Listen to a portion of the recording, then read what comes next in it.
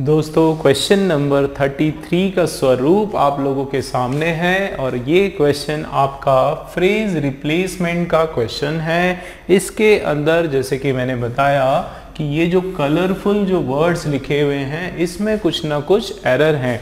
दोस्तों एक चीज़ मैं बताऊं, ये आपका जो है फ्रेजल वर्ब का भी क्वेश्चन है, याद रखना।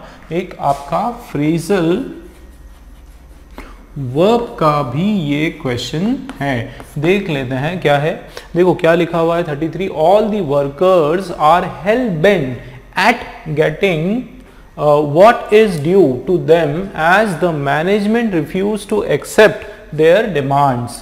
ठीक है, तो दोस्तों ये हेल बेंट मैं आपको पहले ही बता देता हूं कि हेल बेंट जो है ये आपका बेसिकली ये रॉन्ग आपका है। इसका जो सही एक जो फ्रेजल वर्ब होता है वो होता है हेल बेंट अपॉन होता है दोस्तों। ठीक है, हेल बेंट अपॉन इसका मतलब होता है कि हाईली मोटिवेटेड। ठीक है, हाईली मोटिवेटेड या highly anxious, highly angry.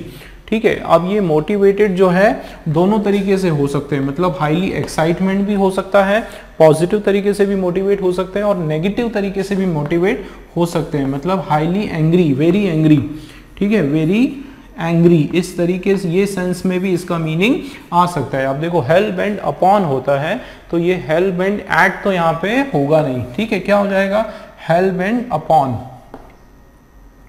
Hello bent upon यहाँ पर आपका सही फॉर्मेशन हो जाएगा। मतलब आपको ये जो है ये फ्रेज आपको याद रखना पड़ेगा।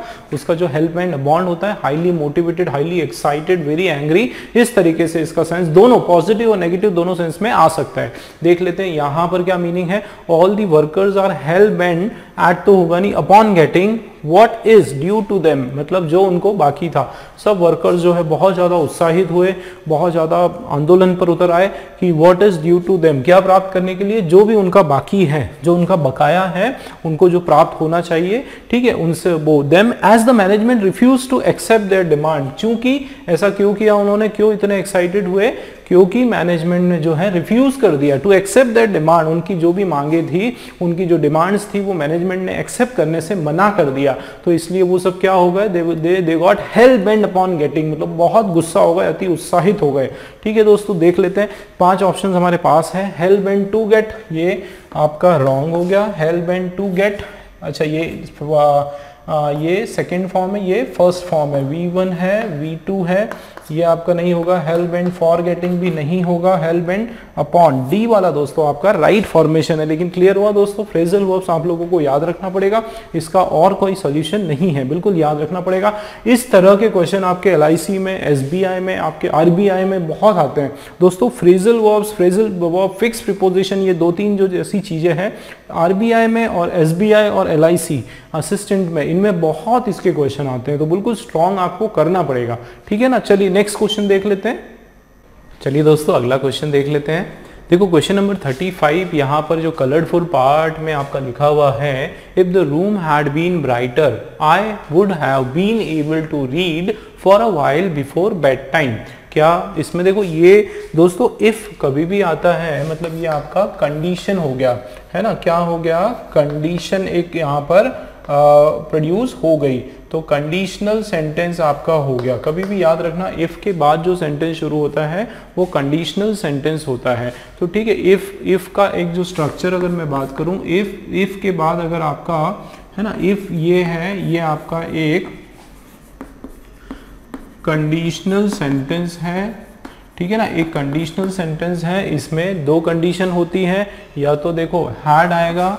ठीक है, तो हैड आएगा तो हैड के बाद जो है वर्ब का, हैड के बाद आपका वर्ब का थर्ड फॉर्म आएगा। और वैसे ही यदि आपका वुड हैव आया, ठीक है ना दोस्तों, वुड हैव आता है तो उसके बाद भी जो है आपका वुड हैव, उसके बाद वर्ब का थर्ड फॉर्म आता है। जनरली हैड के बाद भी वर्ब का थर्ड फॉर्म और वुड हैव के बाद में भी जो है आपका वर्ब का थर्ड फॉर्म आता है। आप देखो if the room had been, तो ये हैड आया और ये जो है वर्ब का बीन जो है आपका दोस्तों वर्ब का थर्ड फॉर्म है, वुड हैव बीन ब्राइटर।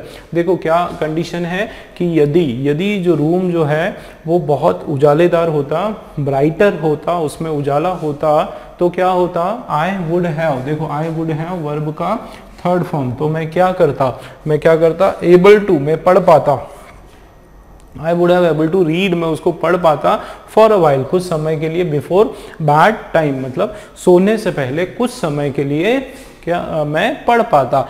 तो ये समझ में आ गया क्लियर कि यदि पर्याप्त मात्रा में उजाला होता तो मैं क्या कर पाता, मैं सोने से पहले कुछ समय पढ़ पाता। ठीक, तो ये कंडीशन आपका सेंटेंस है, हैड आया, उसके बाद वर्ब का थर्ड फॉर्म आया, और इधर देन आई वुड हैव आया, वुड हैव के बाद हमेशा वर्ब का थर्ड फॉर्म आया, मतलब ये फॉर्मेशन दोस्तों आपका बिल्कुल करेक्ट लग रहा है। ठीक है, हैड बीन ब्राइटर, यहाँ भी कोई प्रॉब्लम नहीं, यहाँ भी कोई प्रॉब्लम नहीं।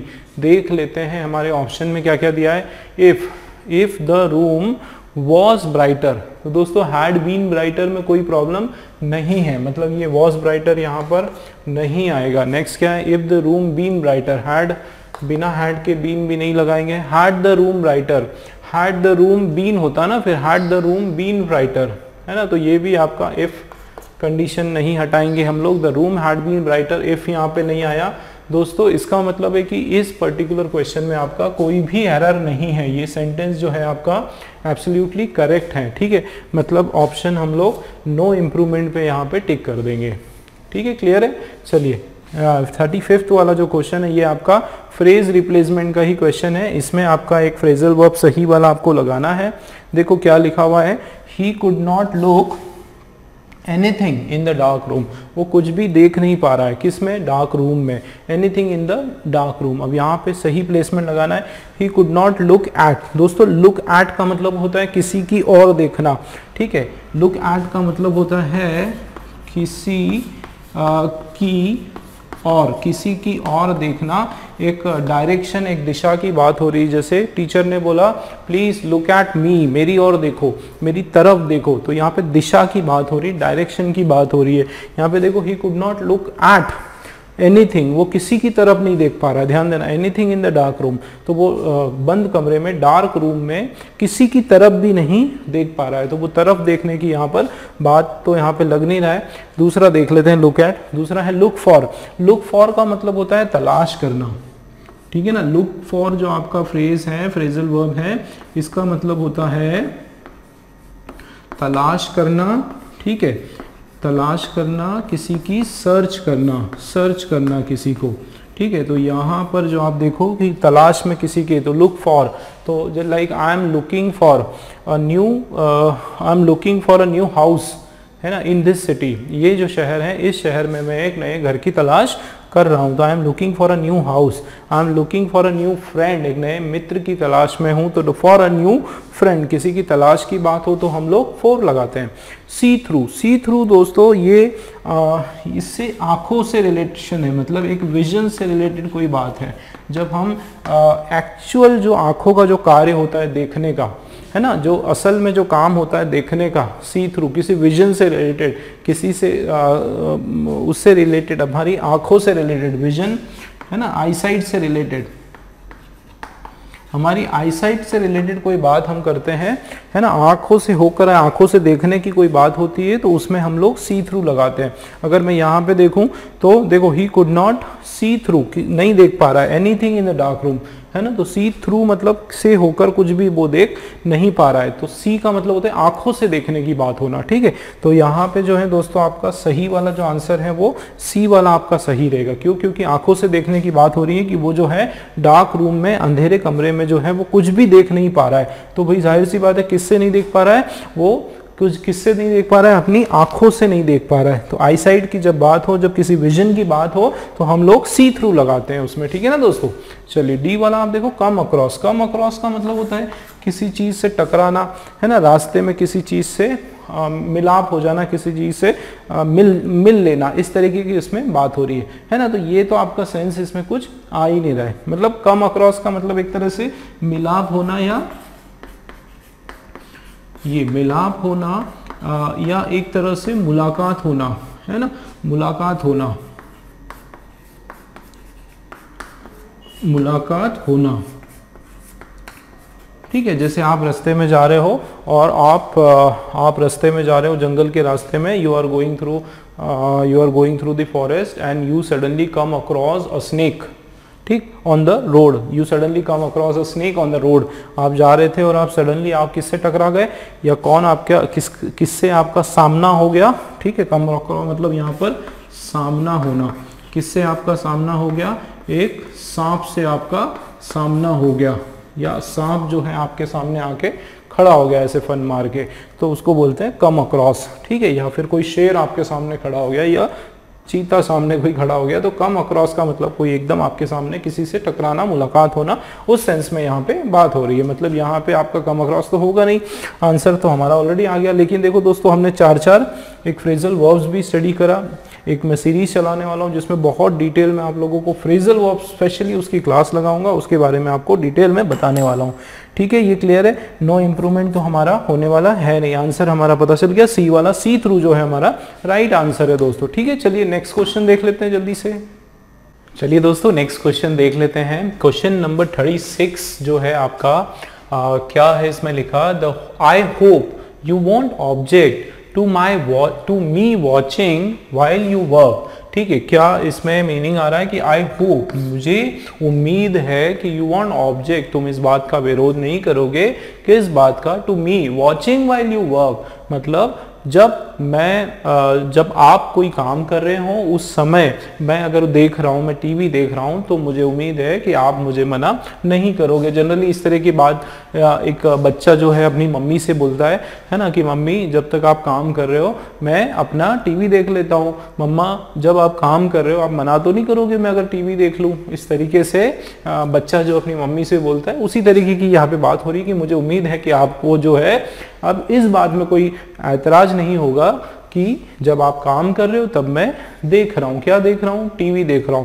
तो to me, I hope you want object, ध्यान देना दोस्तों, I hope you want object to me watching, तो ये मी जो है ये आपका मी हम कब लगाते हैं दोस्तों, जब हम बात करें ऑब्जेक्टिव केस, ठीक है ना, जब हम बात करें ऑब्जेक्टिव केस प्रोनाउन की, जिसमें ये जो मी है अपने आप में एक प्रोनाउन का काम करता है। क्या काम करता है, अपने आप में ऑब्जेक्ट का काम करता है, ठीक है। टू मी वॉचिंग, तो ये मी के बाद क्या आ गया यहाँ पे, वॉचिंग आ गया। वॉचिंग मतलब आपका वर्ब आ गया, वर्ब के साथ आईएनजी आ गया। तो दोस्तों या फिर ये वर्ब के आईएनजी की तरह भी काम हो सकता है, या देखना, एक तरह से ये आपका एक जेरेंड का भी काम करता है, ठीक है, जेरेंड का काम करता है ना, जेरेंड का काम करता है, जो कि अपने आप में एक ऑब्जेक्ट की जगह पर है। कौन सी जगह पे है, ऑब्जेक्ट की जगह पर है। तो यहाँ पर ऑलरेडी एक वॉचिंग जो वर्ड है दोस्तों, ध्यान देना, बहुत इंपॉर्टेंट कंसेप्ट मैं आप लोगों को बता रहा हूँ कि ये यहाँ पर वॉचिंग जो वर्ड है ये आपका वर्ब आईएनजी नहीं है, ये आपका जेरेंड है, ऑब्जेक्ट की तरह आईएनजी वाला वर्ड का काम कर रहा है।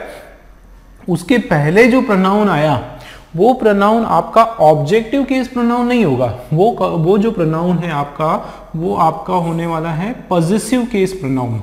कौन सा प्रोनाउन, पॉजिटिव केस प्रोनाउन, ठीक है ना दोस्तों।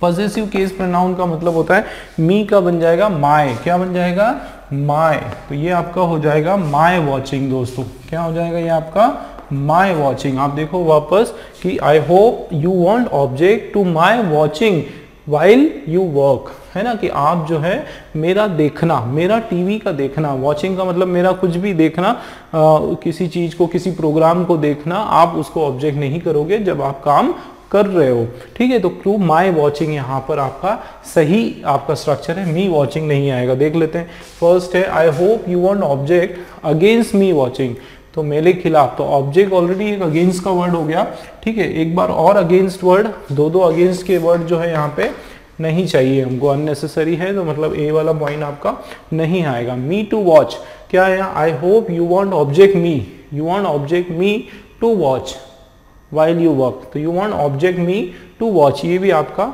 गलत हो जाएगा। टू माई वॉचिंग आपका दोस्तों बिल्कुल सही है। You want object me watching, me नहीं होगा, to me, to my watching, ठीक है, टू माई वॉचिंग, तो ये भी आपका सब, बाकी सारे आपके रॉन्ग, सी वाला जो है हमारा एकदम करेक्ट है, ठीक है, टू माई वॉचिंग, ठीक, क्लियर। चलिए 37 क्वेश्चन देख लेते हैं। देखो they are social insect, social कीड़े होते हैं। तो यहाँ पे सोशल कीड़े के मतलब का मतलब वास्तव में कीड़े नहीं होना, यहाँ पे सोशल इंसेक्ट का मतलब होता है ऐसे लोगों को सोशल, जैसे एक बुक वॉर्म्स होता है, किताबी कीड़ा जिसको कहा जाता है, ऐसे लोगों को हम लोग किताबी कीड़ा कहते हैं जो बहुत दिन रात किताबों में घुसे रहते हैं, वो किताबों को पढ़ते रहते हैं और बिल्कुल उसको आत्मसात नहीं करते हैं नॉलेज को, बट बस रटते रहते हैं, है ना। इस तरह के लोगों को किताबी कीड़ा या बुक वॉर्म कहते हैं। उसी प्रकार से कुछ लोग सोशल इंसेक्ट होते हैं जो एक भी कम्युनिटी पार्टीज में जाना नहीं छोड़ते, जहां भी कोई प्रोग्राम है, कोई पार्टी है, वो हमेशा उसमें जाते हैं, बहुत एक्टिव होते हैं, बहुत जिंदा दिल होते हैं, बहुत हंसी मजाक करते हैं, डांस करते हैं। इस तरह के जो लोग हैं उनको सोशल इंसेक्ट बोला जाता है। तो they are social insect live in community. देखो वो कौन है, सोशल इंसेक्ट है जो कि कम्युनिटीज में रहते हैं, बड़े बड़े ग्रुप्स में रहते हैं, रेगुलेटेड बाय, देखो live in community regulated by definite laws. ठीक है, ऐसी कम्युनिटी, देखो यहाँ पे किसकी बात हो रही है, कौन सी कम्युनिटी की बात हो रही है, ऐसी कम्युनिटीज में वो रहते हैं जो रेगुलेटेड बाय डेफिनेट लॉज, जिनके अपने कुछ नियम कानून कायदे होते हैं। हर एक member, each member of society bearing well defined and separate part in the work of a colony. तो यहाँ पे उस कम्युनिटी का और ज्यादा विस्तार से उसका विवरण हो रहा है। क्या बता रहा है कि वो इस प्रकार की कम्युनिटी में रहते हैं, ये सोशल इंसेक्ट कहलाते हैं। इस प्रकार की कम्युनिटी में रहते हैं जिनका अपना एक डेफिनेट लॉ होता है। हर एक मेंबर जो है उस सोसाइटी का bearing well defined and separate part, her member का एक वेल डिफाइंड एक सेपरेट काम होता है, part in the work of colony. उस कॉलोनी में हर एक मेंबर जो है अपना अपना एक काम करता है। तो दोस्तों ये किसी इंसान के लिए भी हो सकता है या फिर हो सकता है कि कोई इंसेक्ट के लिए भी ये बात कही गई हुई, जैसे चींटी वगैरह जो चींटे होते हैं वो हमेशा कॉलोनी में रहते हैं। ठीक है, तो उनकी बात भी बोल सकते हैं कि वो भी क्या है, सोशल इंसेक्ट है। एंट जो होते हैं, एंट्स जनरली क्या होते हैं, सोशल इंसेक्ट होते हैं। या जैसे हनी बी है, वो भी सोशल इंसेक्ट है, वो भी किसी कम्युनिटी में रहते हैं और उनके अपने नियम होते हैं और हर एक मेंबर जो है उनका हर एक का एक अपना एक अलग काम होता है, सेपरेट पार्ट होता है, मतलब कॉलोनी में सबका अपना अपना रोल निश्चित होता है। ठीक है, तो मीनिंग तो आप लोगों को दोस्तों समझ में आया। अब हम देख लेते हैं इसके अंदर जो है हमारा क्या एरर आ रहा है। अब देखो दे आर, यहाँ पे शुरुआत कैसे हो रही दोस्तों, ये देखो आपका ये सब्जेक्ट, ठीक है, उसके बाद ये आर है ना सब्जेक्ट, उसके बाद ये आपका वर्ब का हेल्पिंग वर्ब हो गया आपका, या फिर ऑक्सिलरी वर्ब हो गया। दोस्तों ये कंटिन्यूस टेंस का सेंटेंस लग रहा है। देखो दे आर और उसके बाद अगर कोई वर्ब आया तो वो आईएनजी आएगा, तो they are social insect comma आ गया। ठीक है, और उसके बाद लिव, तो लिव यहाँ पे नहीं होगा, ये आपका क्या हो जाएगा, लिविंग। क्या हो जाएगा दोस्तों, लिविंग। देखो ध्यान से, तो they are social insects living in communities. ठीक है, लिव इन कम्युनिटी नहीं होगा, लिविंग इन कम्युनिटीज। देख लेते हैं, they are social insect who are living in communities.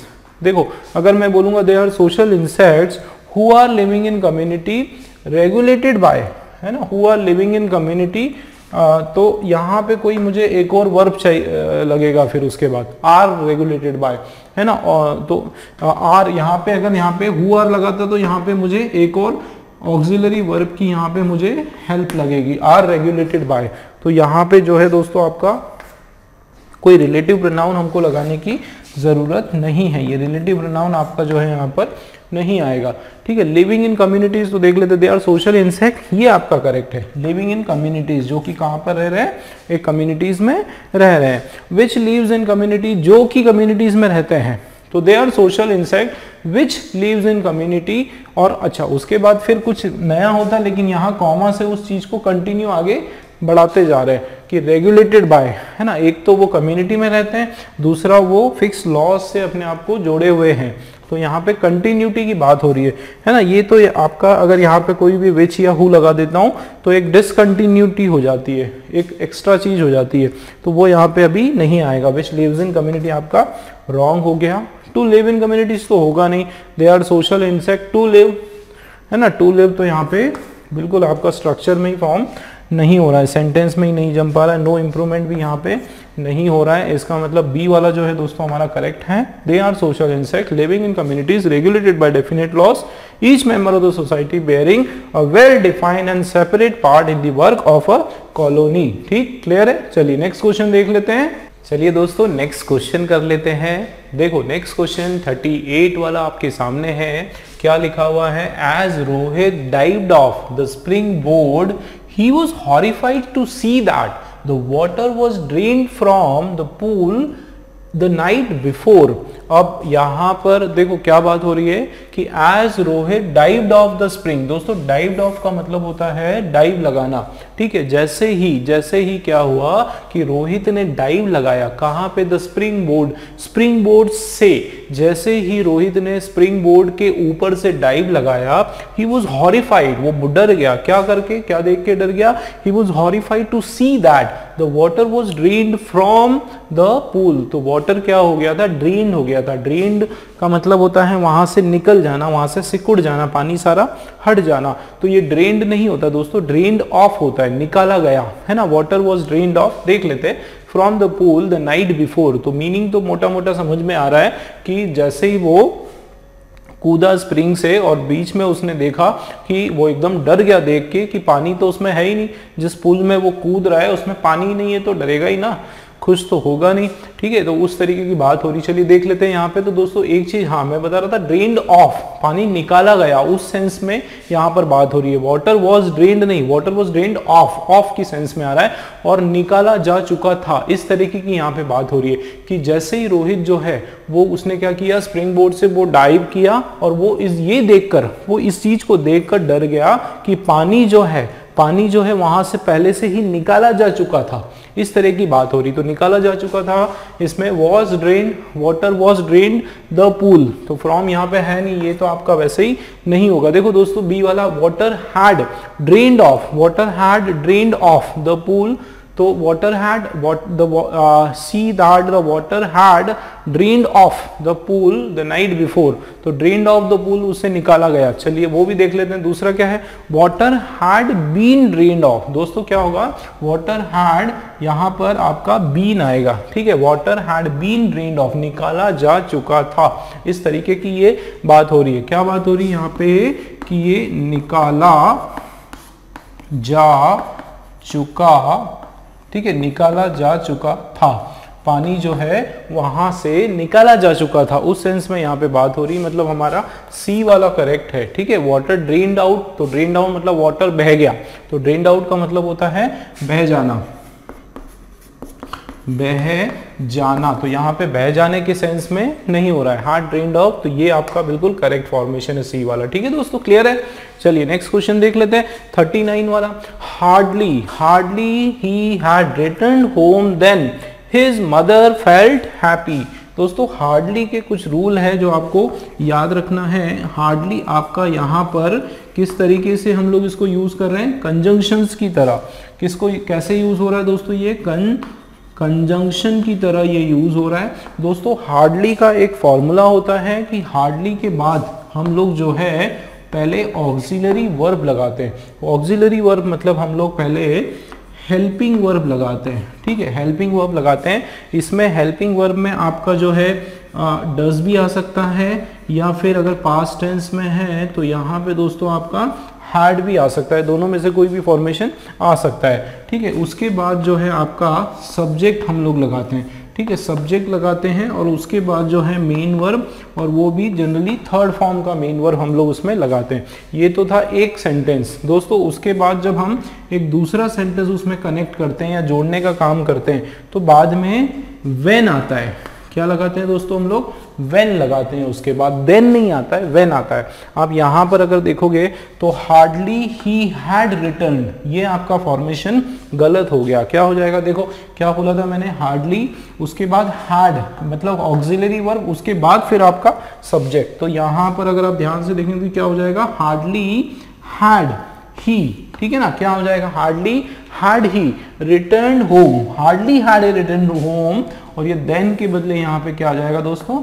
when his mother felt happy। क्या मीनिंग है कि वो जैसे ही वो घर लौटा, ठीक है, जैसे ही वो घर पर लौटा, उसकी जो मदर है वो खुश हो गए। उसकी माताजी जो है वो क्या हो गए, खुश हो गए।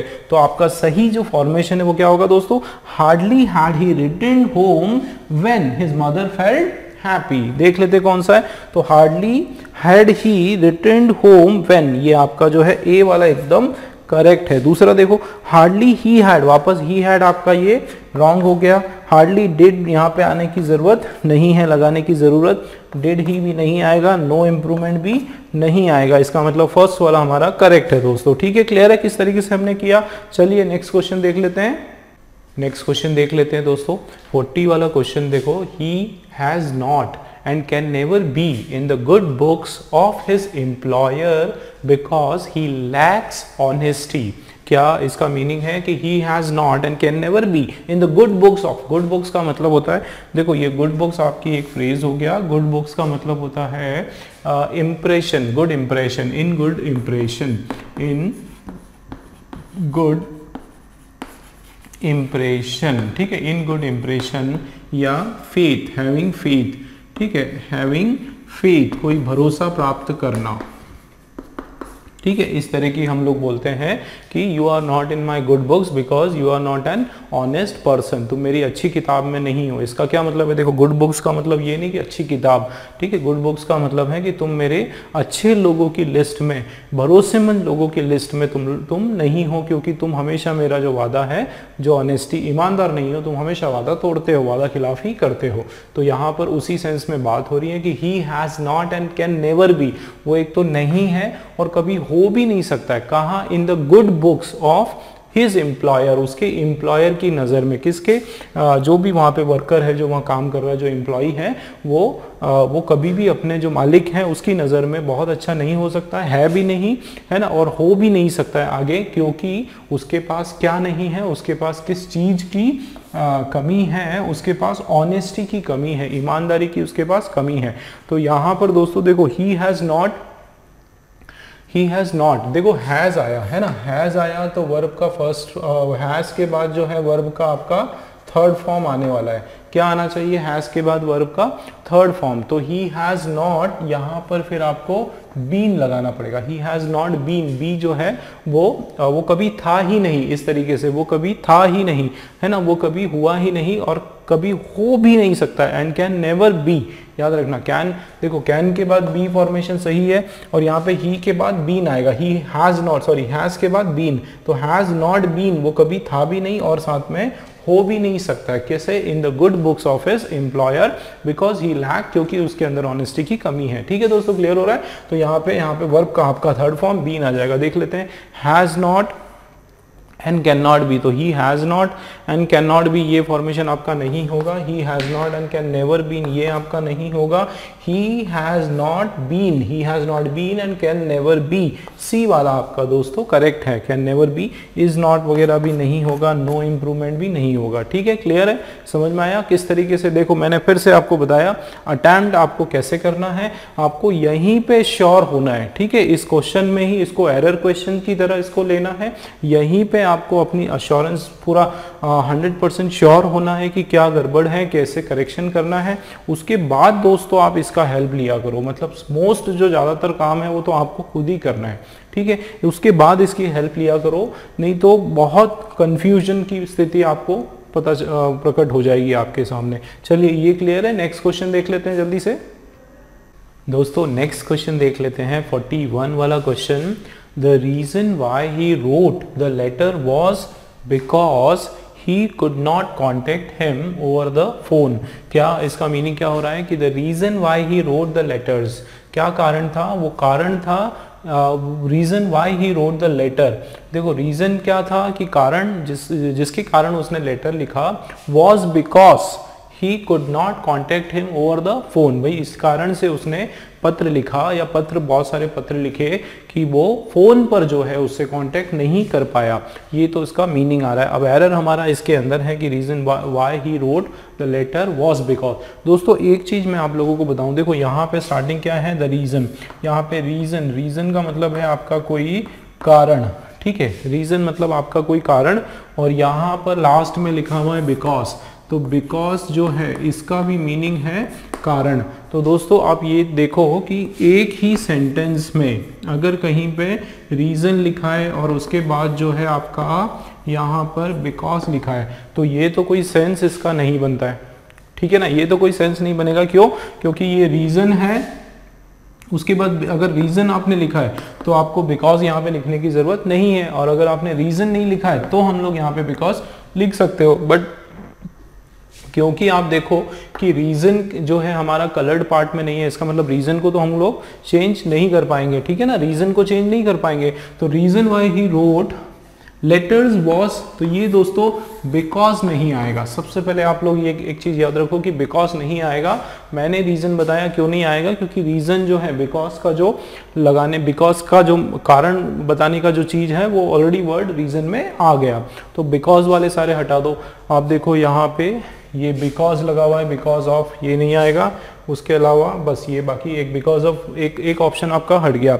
अब 3 ऑप्शन हमारे पास बचे, कौन सा? For which he wrote the letters, दूसरा why he wrote the letters was that, और तीसरा जो है why did he write a letters was that. चलिए हियर अब एक चीज देख लेते हैं, the reason why he wrote, the reason why he wrote a letter was. दोस्तों reason why he wrote a letter was, तो हम लोग ऑप्शन देख लेते हैं।